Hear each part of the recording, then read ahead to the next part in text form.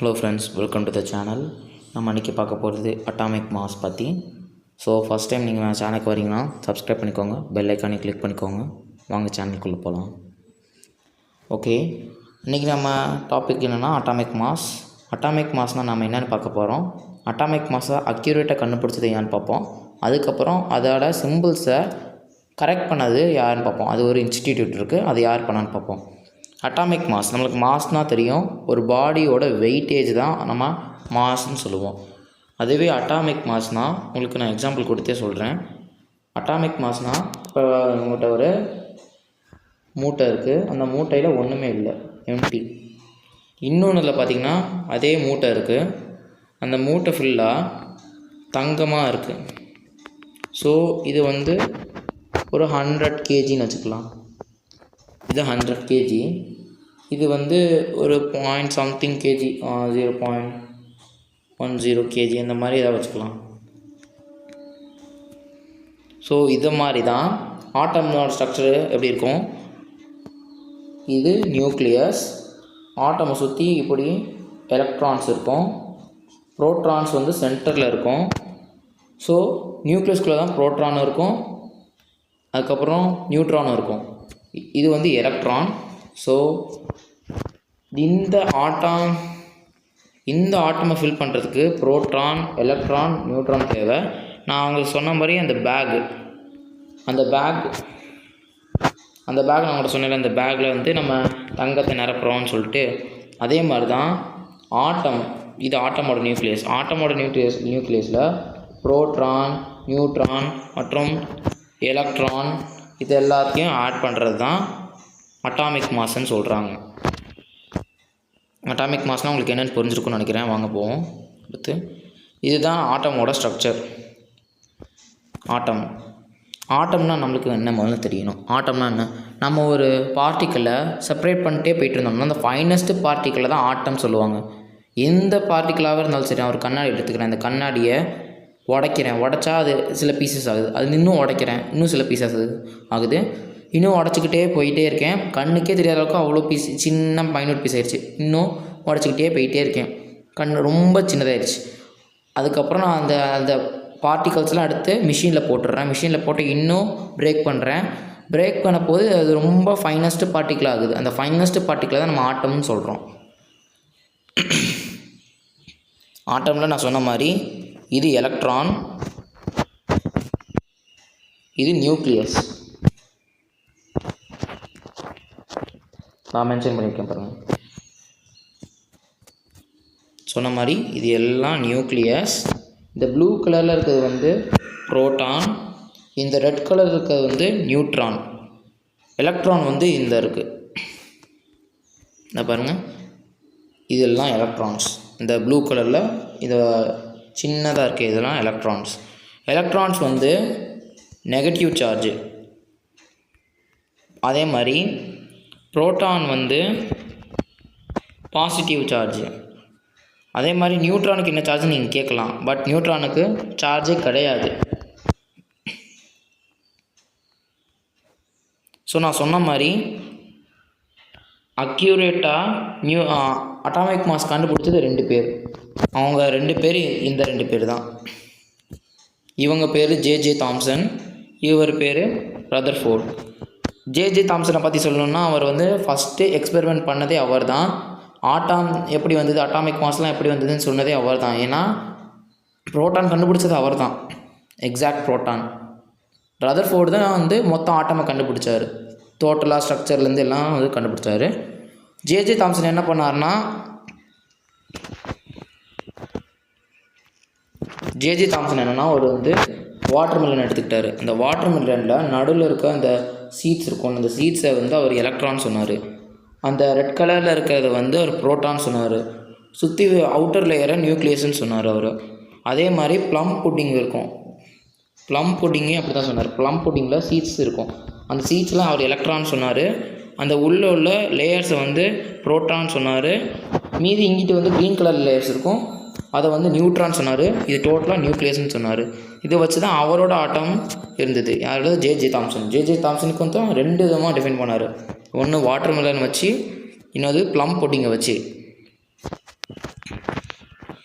Rutherford அதே மாதிரி தான் எக்ஸ்பெரிமெண்ட் பண்ணார். அவர் கூட ஒரு 4 பேர் இருந்து அது ஆல்ஃபா பார்ட்டிகல்ஸை ஒரு கோல்டன் ஷீட்டில் விட்டு ட்ரை பண்ணாங்க. அப்படி அவங்க ட்ரை பண்ண போது அதில் ஆட்டம்ஸ் தெரிஞ்சிருக்கு. அந்த ஆட்டம்ஸை அவங்க டீப் ரிசர்ச் பண்ணோடனே அதுக்குள்ள ஒரு ஸ்ட்ரக்சர் கொடுத்தாங்க. அந்த ஸ்ட்ரக்சர் தான் இப்படி அவங்களுக்கு வந்தது. ஸோ அடுத்து பார்ப்போம். இது பீரியாடிக் டேபிள், அட்டாம்ஸோட பீரியாடிக் டேபிள். இது ஹைட்ரஜன்.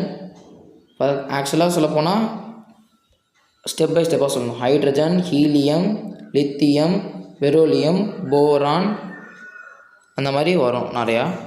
இதை பாருங்கள், hydrogen, helium, lithium, beryllium, boron, carbon, nitrogen, oxygen, fluorine, neon, aluminium, silicon, phosphorus, இந்த மாதிரி நிறைய பெயர் போகும். ஸோ இது பீரியாடிக் டேபிள் நீங்கள் படித்து வச்சுக்கிறது நல்லது. அதே பீரியாடிக் டேபிள் தான் இங்கே இருக்குது, பார்த்துக்கோங்க. ஸோ நான் உங்களுக்கு இன்னொரு கேள்வி கேட்குறேன்.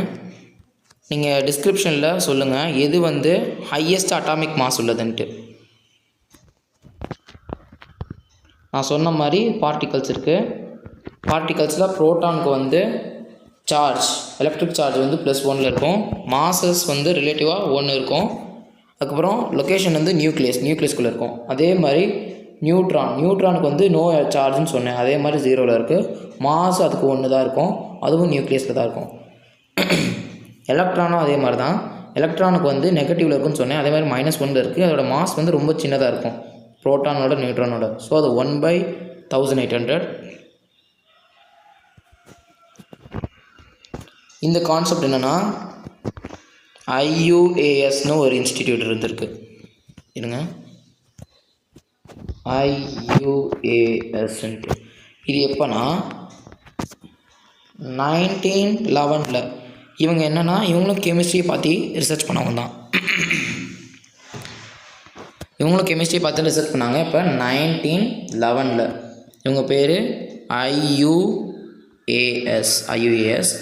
இதுக்கு அர்த்தம் international union of chemistry associated and organisation of chemistry அப்படின்னு வரும். IUAS, international union of associated. இது வந்து எஸ்ன்னு சொல்கிறாங்க, ஸ்கோ கெமிஸ்ட்ரின்னு அப்படின்னு சொல்கிறாங்க. இதுக்கப்புறம் 1919 ஒன்று வந்தது, அதுதான் ஐபேக், PAC. அதுதான் நான் வந்து IUPACன்னு சொன்னேன். இதாக இருக்குது பாருங்கள், இந்த IUPACன்னு சொல்லுவாங்க. இது வந்து 1919 வந்தது. இது 1919 வந்தது. இதோட ஃபுல் ஃபார்ம் என்னென்னா international union of pure and applied chemistry. இவங்க தான் வந்து டெஃபினைட்டாக கொடுத்தாங்க. எப்படின்னா ஃபார் எக்ஸாம்பிள் முன்னாடி வந்து கோல்டுக்கு ஹைட்ரஜனுக்கெலாம் பார்த்தீங்கன்னா இவங்க இங்கே போடுறோம். ஹைட்ரஜனுக்கு இப்படி ஒரு சர்க்கிளில் இங்கே டாட் வச்சா அது ஹைட்ரஜன் சொல்லிட்டு இருந்தாங்க. இப்போ இதுக்கப்புறம் இவங்க கொண்டு வந்த மாடர்ன் சிம்பாலிக் ரெப்ரசன்டேஷன் ஆஃப் ஹைட்ரஜன்னா H. அதே மாதிரி கோல்டுக்கு இந்த மாதிரி ஒரு சர்க்கிள் போட்டு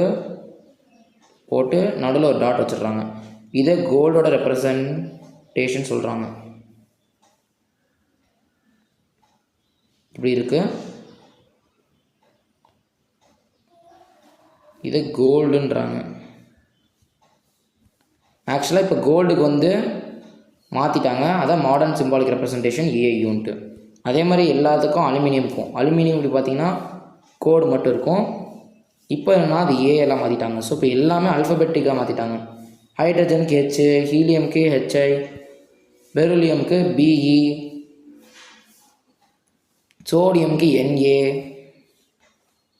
ஆக்சிஜனுக்கு O, நைட்ரஜனுக்கு N, இந்த மாதிரி நிறைய இதை மாற்றிட்டே வந்தாங்க. இடையில என்னென்னா ஹைட்ரஜனுக்கு மாடர்ன் சிம்பாலிக் ரெப்ரசன்டேஷன் வரதுக்கு முன்னாடி அப்படி இருந்தது. இதுக்கு அடுத்து தான் இப்படி கொண்டு வந்தாங்க. ஃபஸ்ட்டு ஹைட்ரஜனுக்கு எப்படி இருந்ததுன்னா இப்படி ஒரு டாட் வச்சுருந்தா அது ஹைட்ரஜன் இருந்தது.